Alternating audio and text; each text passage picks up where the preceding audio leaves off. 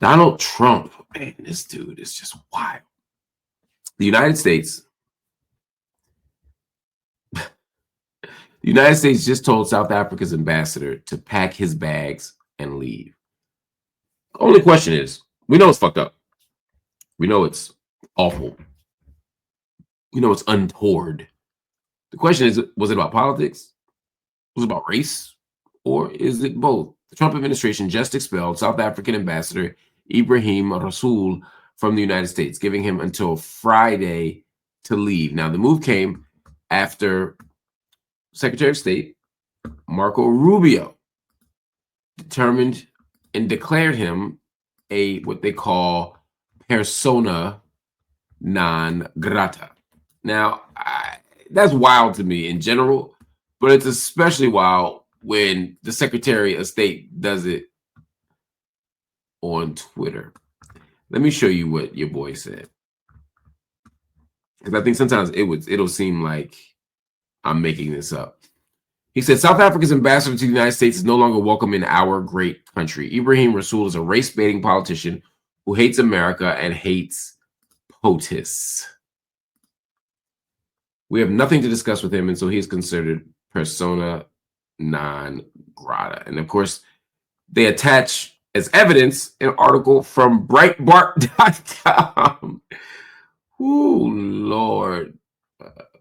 Oh, Lord. Oh, Lord. Oh, Lord. And what Ibrahim Rasool said, just to take you all the way through this line of thinking, was Trump is leading a global white supremacist movement. Well, I don't know.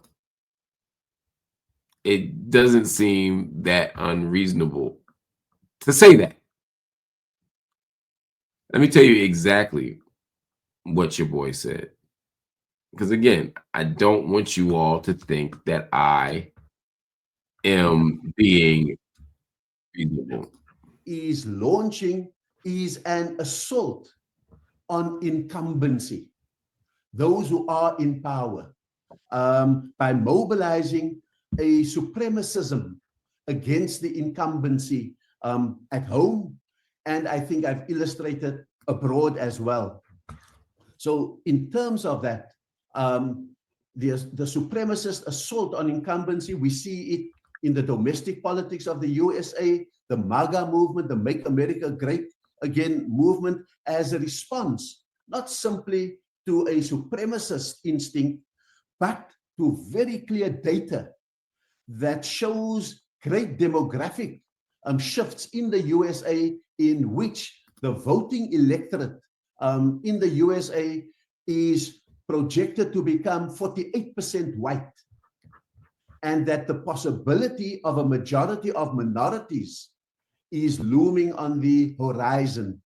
And so that needs to be factored in so that we understand some of the things that we think are instinctive, nativist, racist things. I think that there's data that, for example, would support that, that would go to this wall being built, the deportation movement, etc., etc. So I think I mentioned that. I think that there is also an export of the revolution.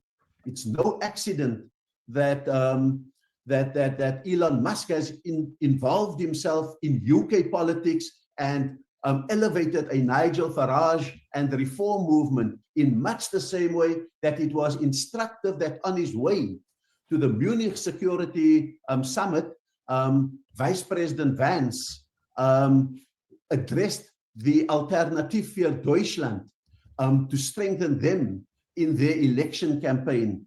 And that then begins to say, what was the role then of Afrikaners in that whole makeup? And very clearly, it's to project white victimhood as a dog whistle, that there is a global protective movement that is beginning to envelop embattled white communities, or apparently embattled white communities. It may not be true, it may not make sense, but that is not the dog whistle that is being heard in a global white base. So I think we need to understand all of that. Another discontinuity, it's almost that they are putting a supremacist insurgency against the incumbency, and therefore we need to rethink our old categories of rationalization, because in that category there are mainstream Republicans like Mitt Romney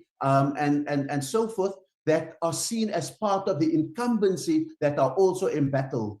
And so it's an intra-party insurgency as well as a global insurgency and a national one in the USA. So I think we've got to get out of categories of thinking that are falling by the wayside, and it's forcing critical transitions in the world. This idea of undermining incumbency, it's firing and forcing transitions from a system where the incumbents violated rules and disregarded rules to one where there are minimal to no rules.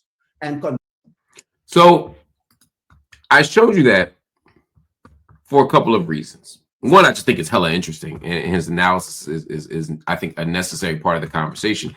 But also because we live in a society where people just believe what anybody says, right? I want to return you now, just for a second, to the commentary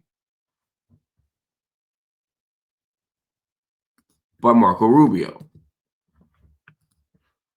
Marco Rubio said South Africa's ambassador to the United States is no longer welcome. So you just heard the analysis. You know what he said. They don't engage his analysis. They say Rasool is a race-baiting politician who hates America and hates. Did you hear in that analysis that he hated America and that he hated Trump? I mean, I can see why he has a critique of Trump. I can see why he's not a fan of Trump, but he's breaking some shit down. Engage him, take him up, have a conversation with him. But instead, they say this guy hates America. And because his name is Ibrahim Rasool, people are going to assume that it's true. The people who follow Trump and Rubio and the whole MAGA movement are going to say that guy, if Trump said he hates America, he hates America. And his name is Ibrahim Rasool, so how much could he love America with a name like that? And it goes on down the line. They end up doing something very, very, very easy to do, which is to not think and to just follow the lead. But this is the danger of the Trump moment. It's not just his domestic policy. It's not just his domestic economic policy or climate policy and all these things.